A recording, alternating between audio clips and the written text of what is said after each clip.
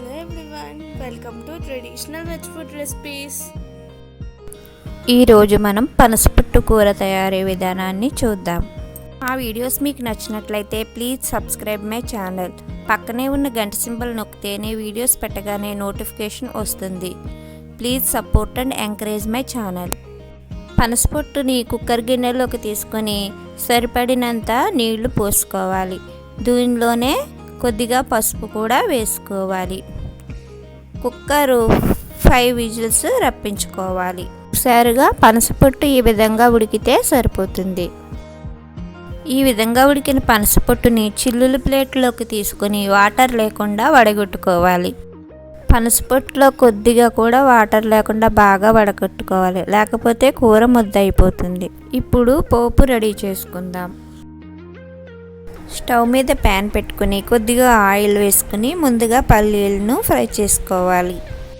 ఈ విధంగా ఫ్రై అయిన తర్వాత వేరే బౌల్లోకి తీసుకుని చిట్టు వడియాలను ఫ్రై చేసుకోవాలి. పనసపొట్టు కూరలోకి ఈ వడియాలు వేసుకుంటే చాలా టేస్టీగా ఉంటుంది.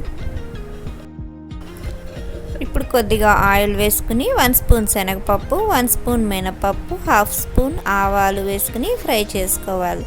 పనసపొట్టు కూరలోకి పోపు కొంచెం ఎక్కువగానే వేసుకోవాలి. దీనిలోకి 3 ఎండుమిరపకాయలు, పచ్చిమిరపకాయలు, కొద్దిగా కరివేపాకు వేసుకుని ఫ్రై చేసుకోవాలి. పోపు ఇలా వేగిన తర్వాత దీనిలో పనసపొట్టు వేసుకుని కలుపుకోవాలి. ఈ పనసపొట్టు ఈ విధంగా ఇలా పొడి పొడిగా ఉండాలి. నీరు ఉంటే ఒకసారి చేత్తో గట్టిగా పిండుకుని వేసుకోవాలి. ఇప్పుడు దీనిలో కొద్దిగా పసుపు, 1 స్పూన్ సాల్ట్, మనం ముందుగా వేయించి పెట్టుకున్న వేరుశనగుళ్ళు, వడియాలు వేసుకుని కలుపుకోవాలి. దీనిలోనే కొద్దిగా చింతపండు పులుసు కూడా వేసుకుని కలుపుకోవాలి. ఉప్పు, పులుపు, కారం అంతా కూరకు పట్టేదాకా కాసేపు మగ్గించుకుంటే ఎంతో రుచికరమైన పనసపొట్టు కూర రెడీ అయిపోయింది. కూరని వేరే బౌల్లోకి తీసుకుని చల్లారిన తర్వాత ఆవ పెట్టుకోవాలి. ఆవ ఇష్టం లేని వాళ్ళు స్కిప్ చేసుకోవచ్చు. Thanks for watching my videos. Please like, share and subscribe my channel.